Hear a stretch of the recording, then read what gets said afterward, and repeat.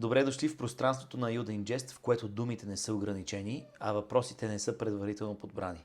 Тук ще говорим за света такъв какъвто е, за технологиите, които го променят, за културата и изкуството, които му дават смисъл, за пътуванията, външни и вътрешни, за новините отвъд заглавията. Това е мястото за разговори без етикети, за различни гледни точки, за свободата на изразяване, която не търси одобрение. Това е подкаст за цената на думите. Свят, в който шумът говори по-силно от истината, ние спираме и питаме. Тук няма удобни въпроси. Няма монтаж, който да ни спаси от тишината. Няма сигурни отговори. Има човек срещу човек. Думи срещу страх. Свобода срещу цена. Ако вярваш, че думите още имат смисъл, остани. Ако си готов да чуеш повече, отколкото е удобно, слушай. Това е пространството за свободни думи, култура, изкуство, технологии.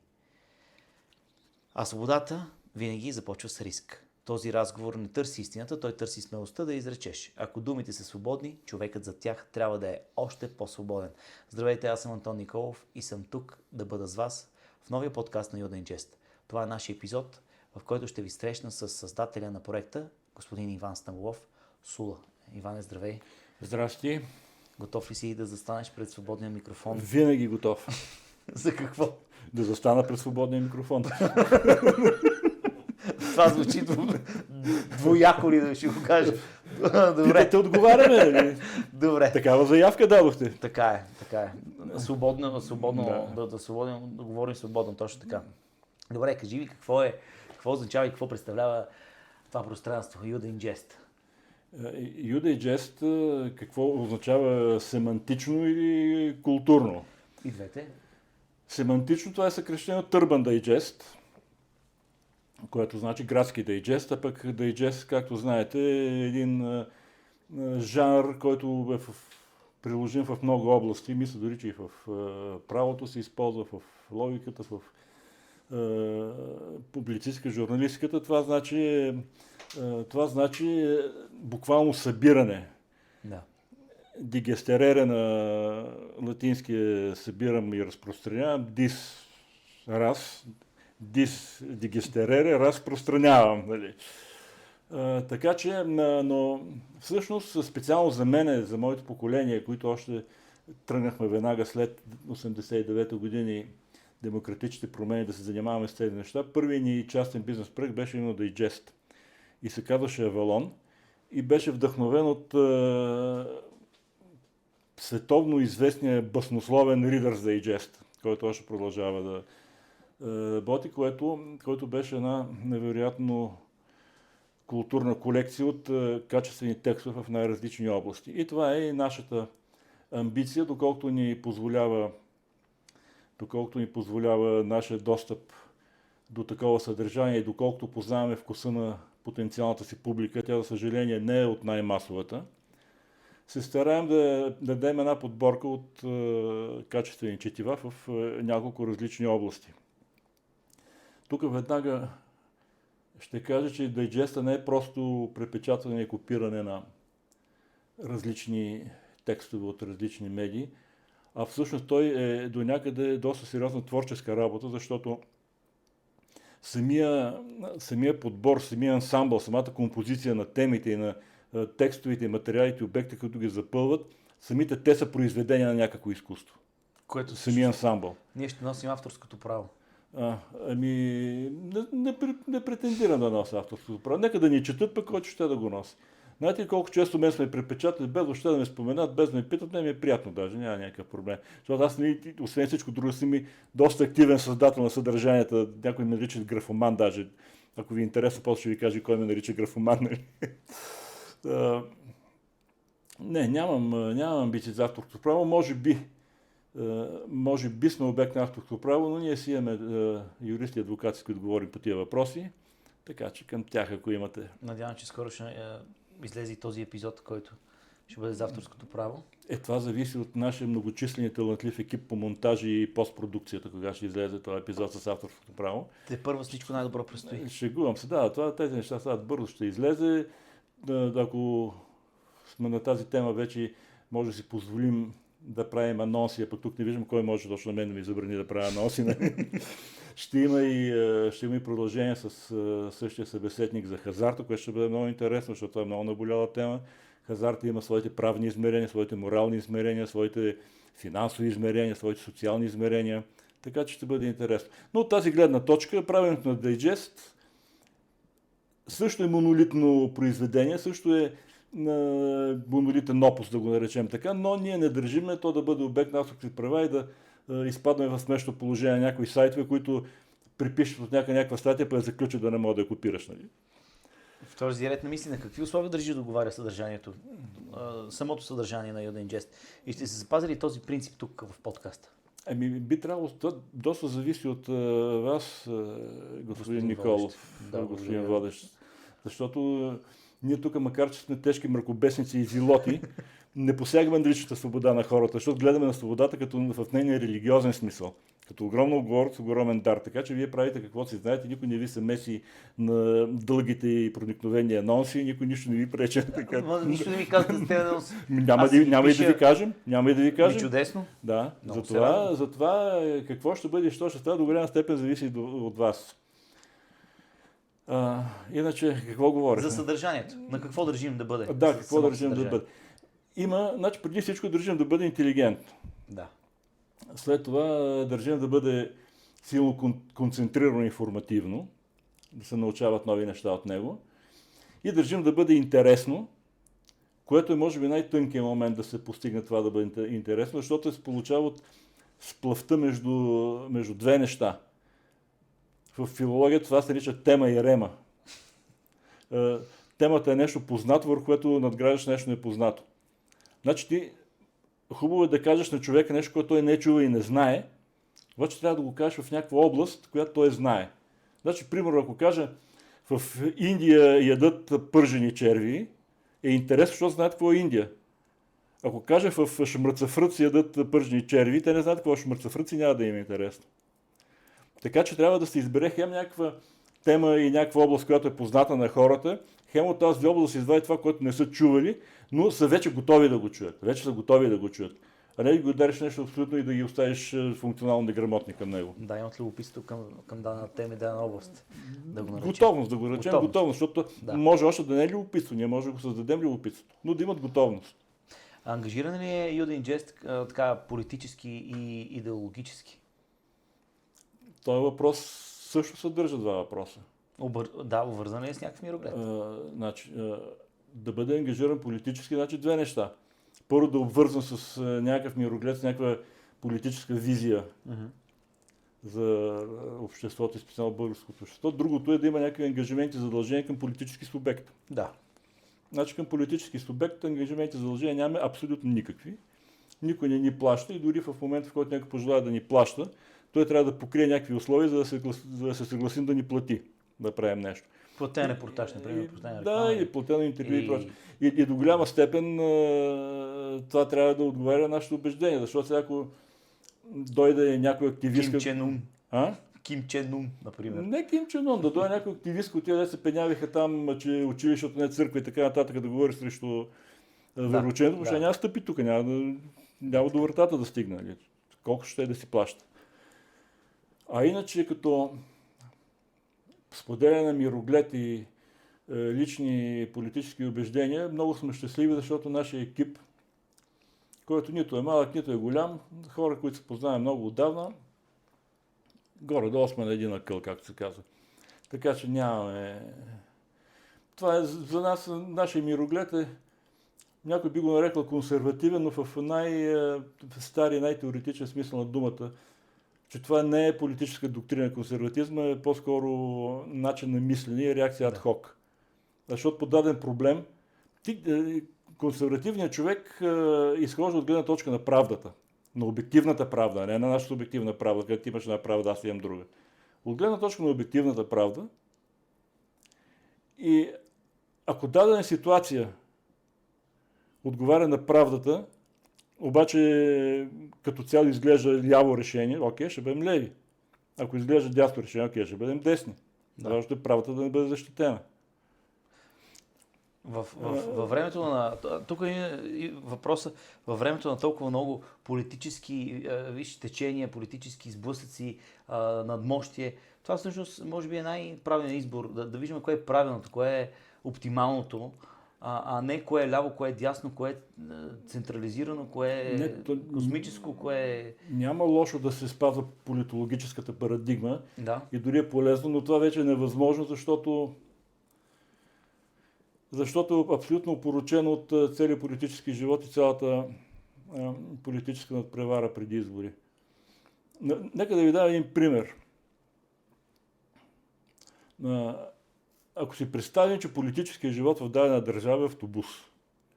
И ние сме хора, които се намираме в точка А, което е нашето пространствено време координати към този момент.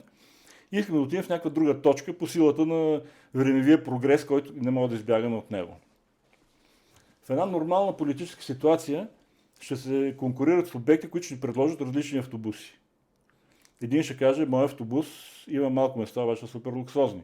Има бар, има туалетна, душ, може да вземете така нататък. Нормално хора ходим, обаче като в тронови живеят, като царе, климатици, кино и прочее. Друга партия ще каже, нашите седалки в автобуса не са толкова удобни и луксозни, обаче събираме много повече хора в автобус. И много повече хора ще закараме там, където искат да отидат, отколкото от другата партия. Трета партия ще каже, нашия автобус е двуетажен. И горният му кат е открит. И там може се вятъра да роша косите ви, докато се наслаждавате на гледката, да стигнете приятно до там, за къде сте тръгнали, не просто да стигнете. Това нещо го нямах в България. Друго нещо е, че партиите могат да се създадат в това, къде да ви заведат. Вие сте в точка А. Първата партия ще каже, ще ви заведе от точка Б, където човек за човека е брат, всички са равни, пълно справедливост и така нататък. Другата партия ще ви заведе в точка С, където всеки може да стане милионер, ако се е трудил упорито, има гарантирана справедливост и така нататък. Третата партия ще каже, ще ви заведе в точка Д, където ще живеете в духовно общество, насочено към ни други измерения, ще осъзнаете, че тук сте временно, ще положите всички си усилия за своето морално съвършенство и прочее. И това го няма в България. Има една точка Б, за която всички са съгласни. Това е някаква елементарна социална държава, в която няма корупция, няма мафия, няма счупени тротуари, снега се чисти на време и пенсиите са високи. Всички са съгласни по това въпрос, че там отиваме. Отиваме в точка Б. И всички са съгласни, че автобус е един и същ. Някакъв там среден МАН, Мерцедес, европейски, някакъв Сетра, нещо такова, в който пътуваш сравнително удобно, безлично и прочее, но в него пътуваш и няма друг. Така че политическата борба в България остава само в това, кой ще кара автобус и кой може да го кара по-добре. Единият казва, че техният шофьор е пияница, той ще ви прибие в първото дере. Другия казва, техният па изобщо няма книжка, където ще го спрат катаджиите, въобще преди да излезе от града ще ви спрат. Ние ще ви закараме, нашия шофьор най-добър и тъй нататък. Така че системата е една, като надпреварата е кой по-кадър да се справя с нея и да управлява една и съща държава, която всички си представят. А за нас остава автобус да не се преобърне. Да. Да не ни обърнат с автобус. Да, Той си върви. Той си върви някакво. Той си върви. Добре, какво мислиш тогава, като обърнахме така малко към политиката, погледнахме след малко ще се върнем към Юда и Дженс, има политици, които не са били в активната власт, а в същото време влизат в нея. И какво смяташ за това нещо? Все от някъде трябва да се почне, нали? Все от някъде. Да, това е точно като обществените поръчки. Вика, значи тази фирма трябва да е изпълнила 10 такива проекта и миналата година да има 1 милион лева оборот. Чай бе, ние сме някакви страшно кадърни хора, но сега си регистрирахме фирма. Вие сте ни първите, как да започнем. Така и с политиката. Нали? Има държави като Франция, където има училища за политици и някои факултети по англоязичния свят също, но зависи от човека. Това се учи. Тук направиха някаква академия за политици на времето за политика. Много хора минаха през нея. Какво са научили, не знам. Като гледам, като цяло политиците се справят. Сега, колкото и да ги плюят, се справят се. Нали? Има закони, тръгваме да правим нещо, успяваме да го постигнем така или иначе. Все едно кой е на власт, все едно какво се карат. Между другото, не бъдете сигурни, че има огромна разлика в отношението между депутатите, между пленарна зала, където ги снимат камерите и кулуарите, където се говорят точно и вършат някаква работа. Това си като айсберг, колкото и банално да звучи. Ние виждаме нещо там, пък какво отдолу, не само, че не знаем, и лошо, че не ни интересува. Властта, управляването на държавата е една ежедневна къртовска работа с тъпи и скучни неща, които трябва да се направят. Трябва да се направят, защото ако не се направят, почва се затлачва. И това в никоя политическа програма го няма. От кога ще пуснем парите на земеделски производители, кога ще такова и прочее, и прочее. Тия неща. И понеже говорим за политика, за финансиране, нали, започваме натам да те попитам как се финансира Юденджест? Ето тук идва този въпрос. Това е сега едно питате жена на колко години. И колко пари трябва на месец. Да, и колко Защо добре. В момента Юденджест елементарните разходи се финансират от мен като физическо лице с средства, на които съм си платил данъците, абсолютно прозрачни и ясни. И използваме немалкия ресурс на нашите консултантски дружества и рекламни агенции, които имаме, включително помещения, интернет канали, хостинги, сървъри, всякакви такива неща. Тях се ги имаме за друг бизнес и ги ползваме за това. Те имат потенциал да го поемат. Така че в момента външно финансиране нямаме абсолютно никакво. Ясно. Какви ще бъдат темите, които ще разискваме и рубриките в Юденджест най-вече? Те до голяма степен И жанровете. Ще повтарят категориите в сайта udagest.eu, като дори при нас това, което ще бъде по-различно от други подкасти и други подобни интернет видеоформати, е това, че няма да имаме един водещ, това няма да се свързва с едно лице. Значи до голяма степен си ти. Нали, но по други въпроси, други хора ще си водят гости, мои приятели, журналисти, наши съратници, други, хора, които пишат в UDGS, хора, колумнисти. Това е отворено да си водят тексти за беседници, да си го правят. Така че това до голяма степен повтаря платформата на сайта и по тази причина и темите са най-разнообразни, най-различни. Като в сайта сигурно ще пропусна нещо, но това са така наречените топ новини. Да. Което са основно обществени теми на деня. Без това не може. Анализи, на което много държим. Правим ги до голяма степен с собствени сили, с технологична подкрепа известна, като цитираме съответно и други медии, с които си имаме платен абонамент. И информационни агенции. Имаме култура. В тази култура се гледат най-различни неща, от поп-култура до висша литература и така нататък. Сега то не е част от културата ми, е област, засягаща няколко други области, това са интервютата. Да. Вече сме направили 10 на много успешни интервюта с много интересни личности, за някои от които дори са ни замерили с кал по улицата. Това няма значение. Имаме много голям сегмент регионални теми. UDGest по принцип е направен преди колко години, 3-4-5 години може би вече, е направен с амбицията да бъде портал на регионални новини. Не само новини, теми. Така че имаме под шапката на UDGest има 28 на сайта, там UDGest София, UDGest Варна, UDGest Бургас, UDGest Кот. Това беше един от въпросите ми от Тим изпревари, да. Ако искаш, ще млъкнеш, ме питаш после. Мога да го задам, да ти го задам, нали? Микрофонодържач. Знаеш така, в телевизията има микрофонодържачи, които им казват какво да кажат и те или им казват мълчи, те мълчат и само дават микрофона. Да. Същността на регионалните ни сайтове, същността на регионалните ни звена, смяташ, че това нещо да се развие? Как го виждаш в следващите месеци, години като развитие? Ще се развие, но по-бавно, защото то е свързано с предишния въпрос за финансирането. Да.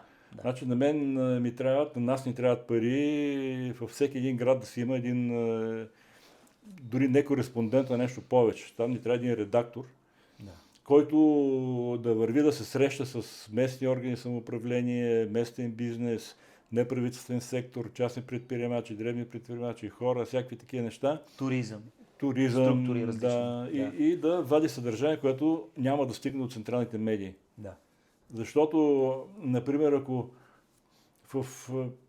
да речем Априлци, пример е абсолютно действително от преди много години. В Априлци имаше един цех, цех за обработка на черни метали, тръби, мрежи, глупости и така нататък, точкови заварявания и прочие и прахово-боядисани покрити. И те правеха кошници за хладилниците в Италия и ги изнасяха. Ние с този цех на времето, когато правихме първите станции на метрото до трета станция, направихме с тях на помощ пейките в метрото, на пероните на метрото. Този цех и това, което върши тия интересни неща, никога няма да попаднат в централна медия. Да. Но биха попаднали в Юда и Джес Лович и да се прочитат там и вече да се върнат и към централния оборот на новини и на съдържание, да се прочитат и там. Това е съкровенната идея, но това иска сравнително много пари, защото този човек, който ще го прави, той няма да го прави за 20 лева на месец. Да. Така е. Така е. Всичко е свързано с финансиране в един момент. От друга страна, не можеш да разчиташ, че там ще на место равнище ще финансираш от реклами, защото това е смехотворно. Да отидеш там при един човек, който да си свързва двата края и си прави бизнес, му кажеш, дай ми тук 5000 лева на месец за така влезеш в Юда и Джес, чуй Петльова, нали? Ще ти се изсмея, нали? Ще почерпи на ръки и ще прати си ходиш. Но ще го намериме колая да станеш. Че се продадем на някаква политическа сила за много пари, така ще ги реинвестираме в местни кореспонденти и редактори. Те сега на президента Радев, като стане, ще му направим една оферта. Шегувам се, нали това? Той нали 1 милиард сега е поканен от Тръмп специално. Той Желязко се е съгласил и милиарда не го вади Радев. Но... Сега ги изкараха. Току-що мина. Да ги поканим и ние за 1 милиард. Чак Конституцията били нарушили. Член 85 точка 1 и 2 били нарушили. Сега в момента чакам да ми обяснят как точно ги тълкуват тия. Те третират участието в глобални военни съюзи и такива работи. Както и да е. Всичко това е в рамките на шегата. Точно така. Аз това исках да кажа, че това е в кръга на шегата. Все пак ангажирали се с социални каузи? Ангажирани ли сме? И как се ангажираме? Нямаме го като цел. Да не е някаква такава... Нямаме го като цел, която да преследваме. Но ако видим нещо, прямо да не му реагираме. Да.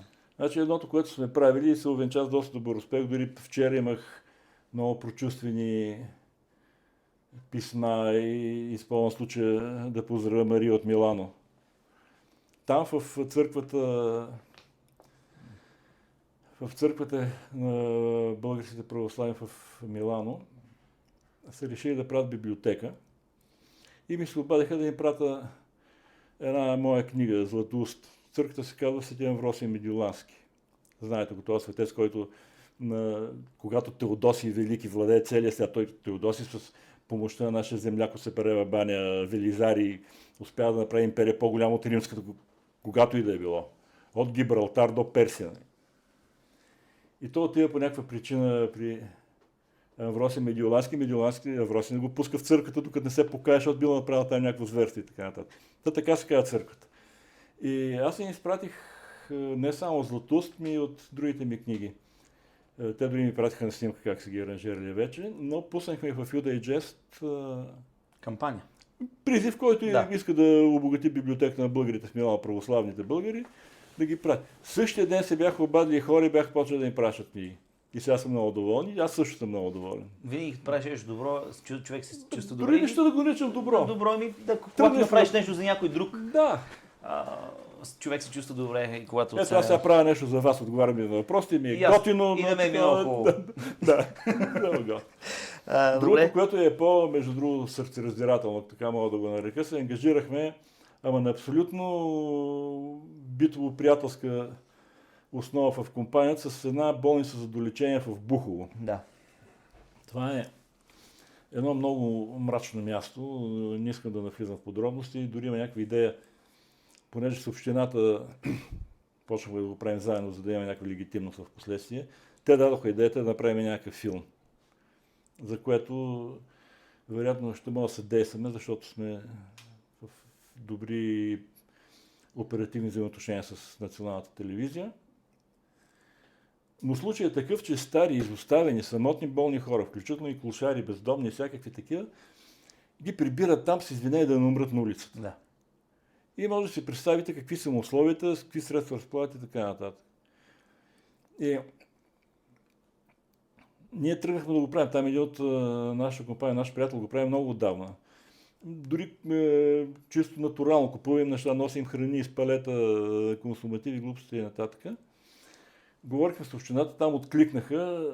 Между другото, откликна не е цялата община, ми определена част от тях и определена част от тях определена политическа сила, която няма да я кажа, да не кажете после пак, че ала-бала, нали? Но откликнаха, в резултат на което сега ще се отделят средства за проектиране и извършване на ремонт. Капиталните неща ще ги направи общината. И след приемането на следващия национален бюджет ще се опитат да увеличат бюджета на болницата, като двете ги съберат с една друга болница. В момента не мога да къде беше, но пак някъде там. Подобна болница.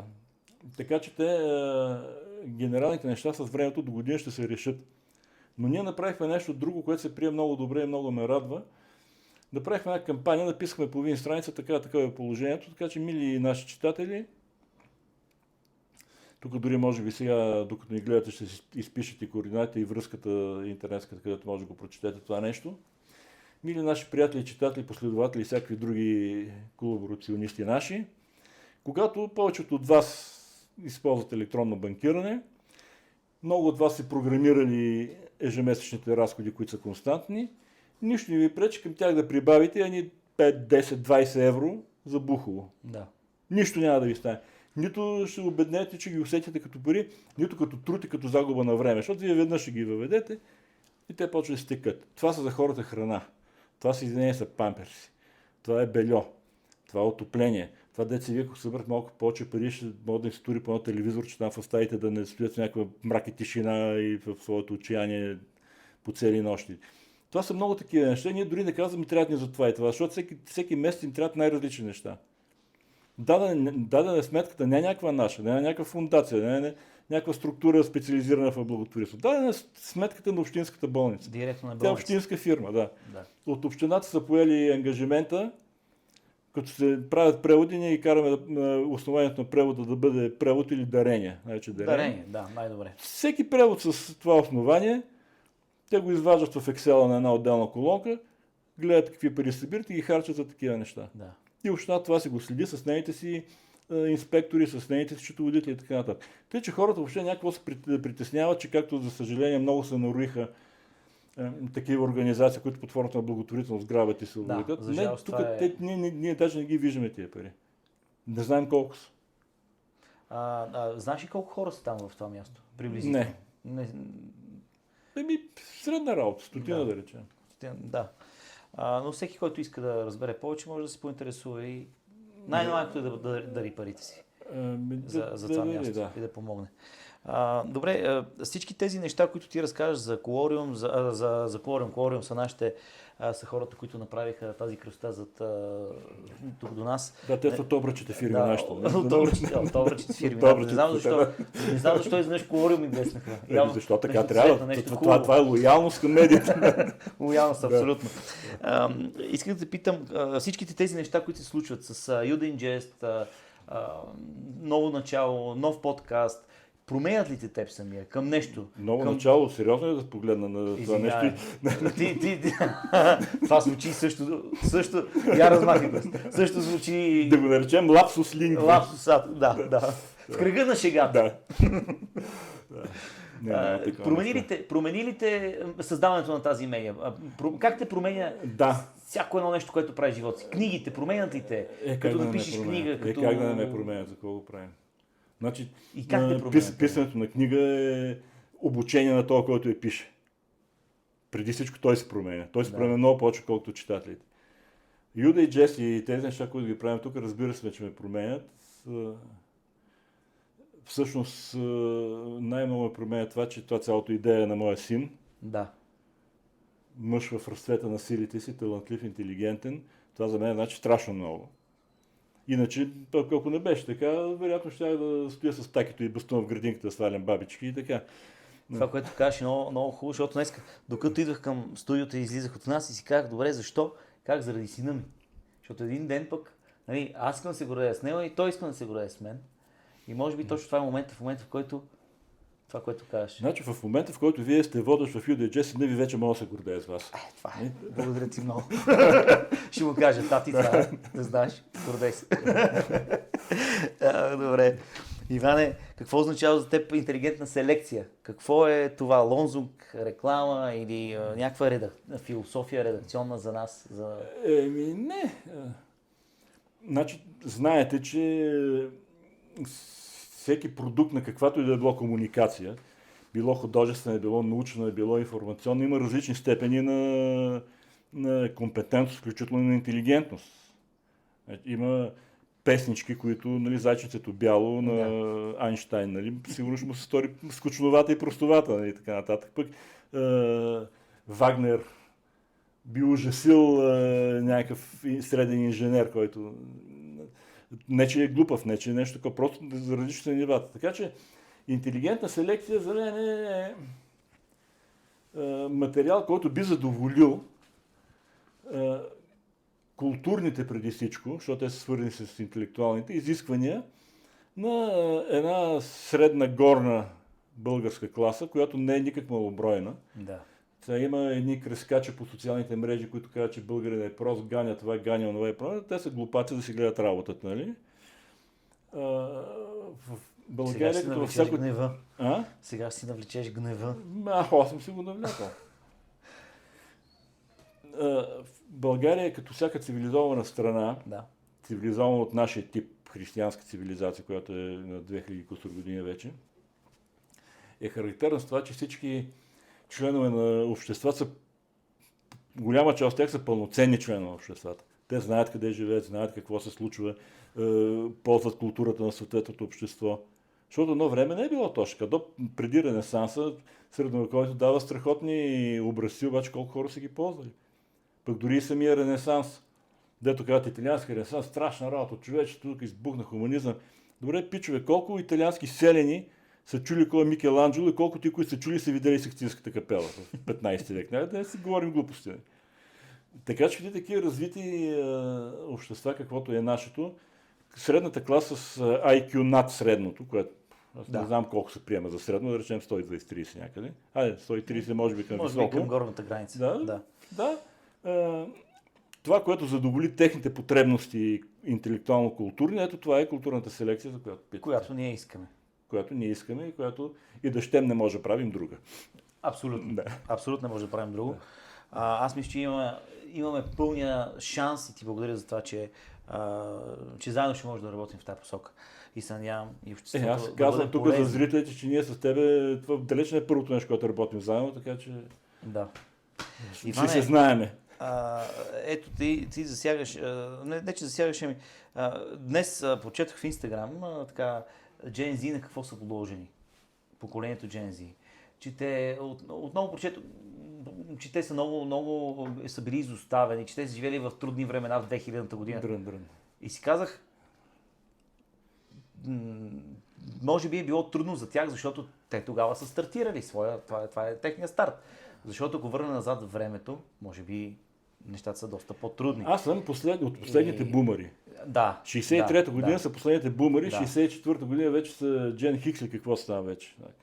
Значи Джен Зи да заповяда да изкара моята идеологическа младост с 70-те години с петолъчките, червените знамена, пионерски връзки, така нататък, и да видим на какво са подложени, как ще така.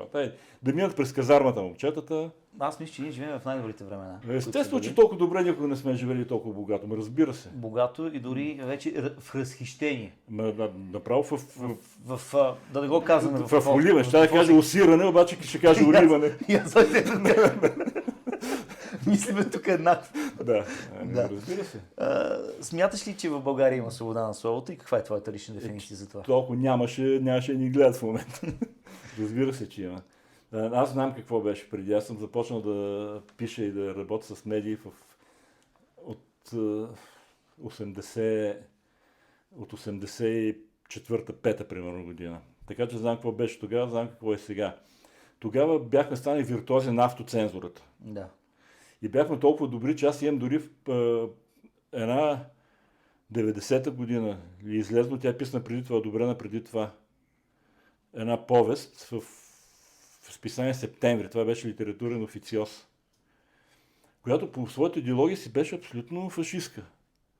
Тя беше точно за как голяма част от човечеството е ненужна и как по някакви модерни технологии от много различни индивиди се прави един индивид, който става за нещо.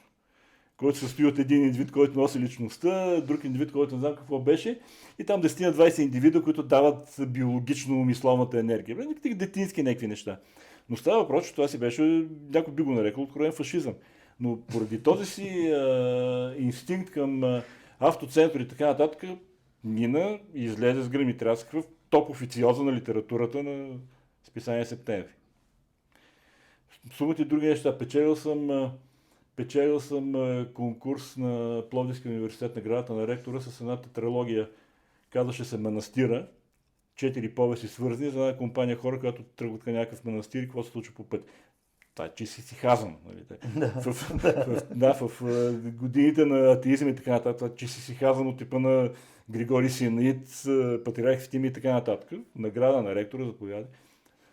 Просто знаеш как е така наречения езоповски език. Да. Какво знае Gen Z за езоповски език и за автоцензурата? И как да се бориш, как се пробутваш нещата и мисълта в такива условия. Така че не се оплакват. Смятам, че живеем добре не само това, и от събитията, които се случват по света и са се случвали предвид войни, предвид други ситуации, които са доста тежки. Последната война е била толкова ужасна, че благодарение на този ужас хората са готови на всичко, само за да не се повтори. Точно така. Което е много важен мотив. Значи хората в един момент достатъчно им дикнеш някакво плашило, както беше 2001 година, тероризма, и почва ги събличат голи политища и викат, да, добре, няма проблем. Така че, а пък има и нещо друго. Нека да отдадем дължимото на този либерален свят, който го плюеме толкова много. Да. Той проистича от протестантската основа на цялата съвременна западна цивилизация, в която буквата на закона е много по-важна от духа на закона. Това е едно от големите различия между православието и протестантизма. Защото за православието духа, душата, езотеричното, мистичното, божественото, небесното е винаги водещо и по-важно. Каква е буквата, няма значение. Той дори и Христос това казва: аз дойдох да изпълня Стария Завет, няма да покажа нищо го изпълня. А към вас имам само едно. Обичате се един друг като себе си, Бог обичате повече от себе си. Точка. Днеска точно това е духа на закона. Докато протестантите, те са за буквата на закона, защото са откъснали от небесото по една или друга причина. И поради това ние живеем в някакво общество с върховенство на закона. Идеалното общество е такова, в което върховенство е справедливостта и правдата. След това идва върховенството на закона. И по този случай ние живеем в някакъв сравнително цивилизован свят. Има някакви неща, обаче те не могат да вземат драматични размери. Ако някой, дори самата държава, ако прекали, ти винаги имаш къде отидеш там по Страсбург и такива работи се оплачеш. Има някакво законодателство и структура на институции синхронизирани с нещо друго, което може да е чудовищно, може да е безчовечно, може да е роботизирано, но все пак те държи в някакви коловози. Един мой приятел, небезизвестния доскорошен министър на вътрешните работи, бивши министър на външните работи Даниел Митов, който ми е много стар приятел, още като беше Десебар младеж такъв, така че не ми е приятел в това качество. Той много добре обясни демокрацията. И, значи, няма такова нещо, те ми казват, човек се ражда добър, нали, табула рази и тия детерминистите, каквото направи от него обществото. Това няма такова нещо. Той казва, човек се ражда лош. И човек е склонен да върши лоши неща. И затова демокрацията прави институциите, които са дебнат една друга, за да може над персоналното да коригира лошотията на персоналното. Така че ние берем плодовете на това нещо, колкото и да го плюем, и нека да не викаме да се махме и да го ритнем и да отидем пак в някакви закони на джунглата, защото не се знае кой ще оцелее. Тие, които ще оцелеят, добре, ама по-голямата част от хората няма да оцелеят. Как се проверява една информация, когато така обстоятелствата те натискат, времето те пришпорва и трябва да се даде гласност на дадена новина, например? Във всеки случай не е чрез факт-чекерите на Иво Прокопиев, които станаха за посмешите напоследък. Значи ние не сме такава медия. Нито в своя интернет и текстови вариант, нито в своя видео вариант, който правим в момента. Ние сме дайджест. Значи, в 99,9% от случаите, ако въобще някаква актуална информация е предана, тя вече е проверена и се знае каква е. Ние създаваме. Нямаме репортери, нямаме източници, които могат да ни излъжат и така нататък. Няма да бъдем... Какво стана? Откъснаха ви крака? Как се чувствате? Да. Това ми е любимото, като го видя. Разбира се. Но наистина, ако който от нас редактира нещо, то имаме редактори по най-различни направления, той винаги, ако нещо го усъмни, винаги го проверява. Като за да стане бързо, използва някакъв изкуствен интелект, като след това изкуствен интелект го проверява и него още веднъж набързо, като да се види ли това е вярно. Защото, например, това, което споменахте преди малко. Поканата до България да влезе там срещу 1 милиард в съвета за мир на Тръмп. Това, когато избухна в медиите, веднага накарах изкуственият интелект да провери по другите медии, което е. Той провери, каза, че нито една голяма и сериозна световна агенция няма такава тема. Провери ги аз, няма такава тема. Ръчно ги проверих. Там Reuters си, Associated Press няма. И просто си казах, то вероятно не сме чак толкова важни, че да ни има, нали? И действително се оказа, че дошла някаква покана в президентство, те се задържали 2-3 дни и след това изляза от президентство и естествено новина първо при нас. По този начин се проверя информацията, по най-елементарния и бърз начин. Добре. Смяташ ли, че и как смяташ, как реагираш, когато се допусне грешка? Допускал ли си грешки? Ти самия допускал ли си грешки? Самия аз съм една грешка. Грешка. Как няма да допускаш грешки? Как? Касаят и кофти, срамуваш се, понякога се срамуваш ужасно много. Много ти е неприятно, когато вече няма време и ресурси и средства да я поправиш тази грешка.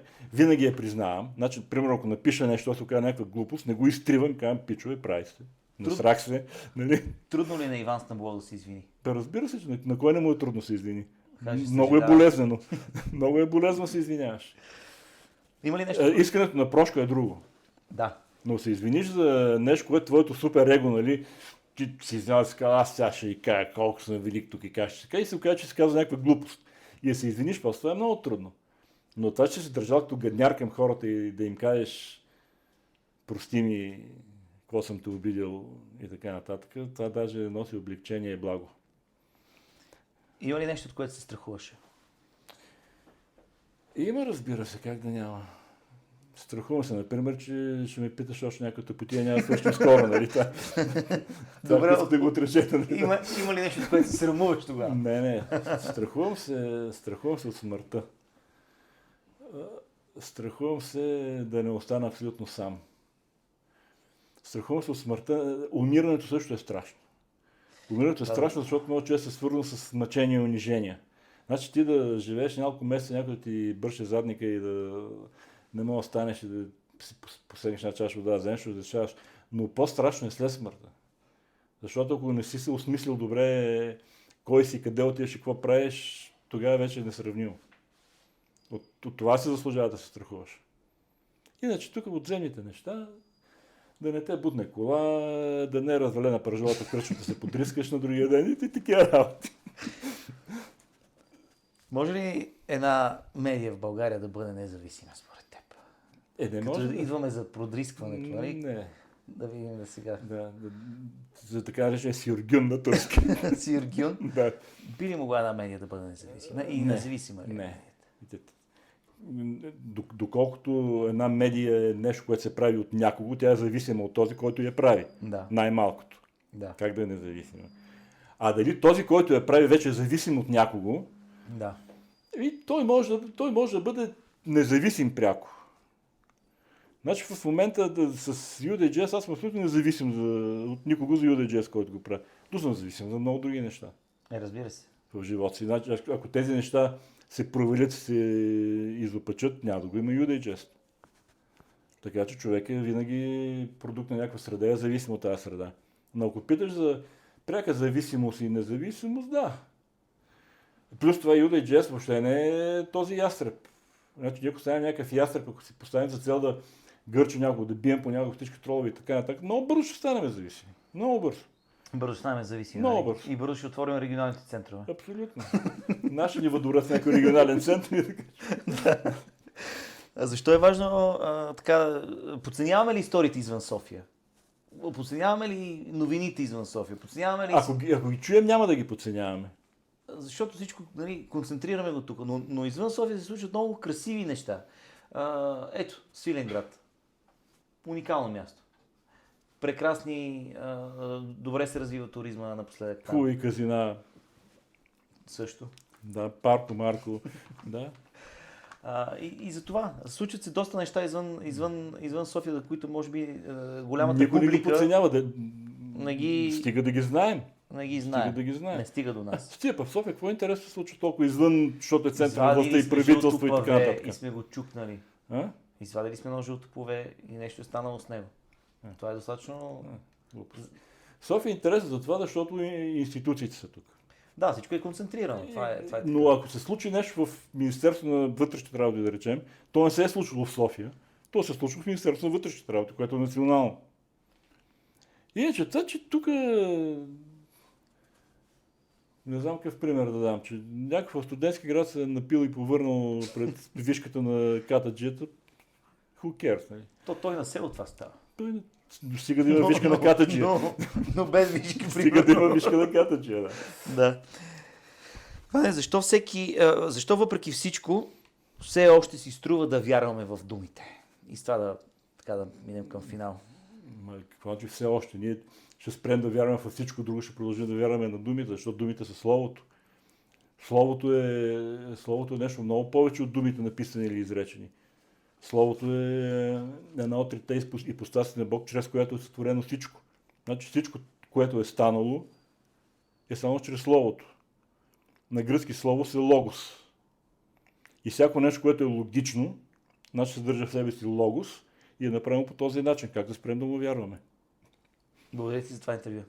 За мен беше удоволствие. За мен още по-малко. До следващия път тогава. Това беше само началото. Предстоят още срещи, още гласове и още теми, които си заслужават времето и вниманието ви. Това не беше разговор за отговори. Говорихме за това как се създава съдържанието, на какви принципи ще отговаря сайтът и каква кауза стои зад него. Да бъде място за различни гледни точки, честни разговори и информиран избор. А това беше разговор и за смелостта да питаш. Истината рядко идва шумно, понякога идва като пауза, като нещо, което остава в теб. Ако този разговор те е разколебал, добре. Ако те е ядосал, още по-добре. Свободата никога не е удобна. Думите имат сила. Но само когато някой е готов да ги носи. От тук нататък изборът е твой. Да говориш или да мълчиш. До следващият разговор. Това беше само началото. Предстоят още срещи, още гласове и още теми, които си заслужават времето и вниманието ви. Благодарим ви, че бяхте с нас. Очаквайте следващия епизод на Юден Джест. До скоро!